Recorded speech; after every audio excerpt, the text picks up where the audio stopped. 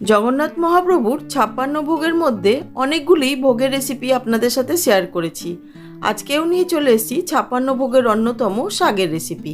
তার জন্য প্রথমে এখানে আমি 2 নোটে শাক নিয়ে খুব ভালো করে বেছে নিচ্ছি। কিছুই না, সেরকম ডালটাকে ধরে কচি কচি পাতাগুলো নিয়ে নিচ্ছি আর ডালের আগার দিকটা নিচ্ছি আর বাজে বা পোকা খাওয়া পাতাগুলো বাদ দিয়ে দিচ্ছি। তারপরে বাছা হয়ে গেলে পরে শাকগুলোকে 2 হাতে এইভাবে ধরে নিয়ে মধ্যেখান থেকে কেটে নিয়ে দেখুন এরকম কুচি কুচি করে কেটে নিচ্ছি। শাকগুলি কেটে নেওয়ার পর খুব ভালো করে ডলে ডলে ধুয়ে নিয়েছি, নিয়ে একটা ছাঁকনির মধ্যে নিয়েছি যাতে করে জল ঝরে যায়। এবার কড়াইতে প্রায় 2 চামচ ঘি গরম করে তার মধ্যে ধুয়ে রাখা শাকগুলো দিয়ে দিচ্ছি। তার সাথে দিয়ে দিচ্ছি সন্দক লবণ, দিয়ে খুব ভালো করে নেড়ে নিচ্ছি। নিয়ে এবার 10 থেকে 12 মিনিটের জন্য ঢাকা দিয়ে দিচ্ছি, তবে মাঝে মাঝে নেড়ে নিতে হবে।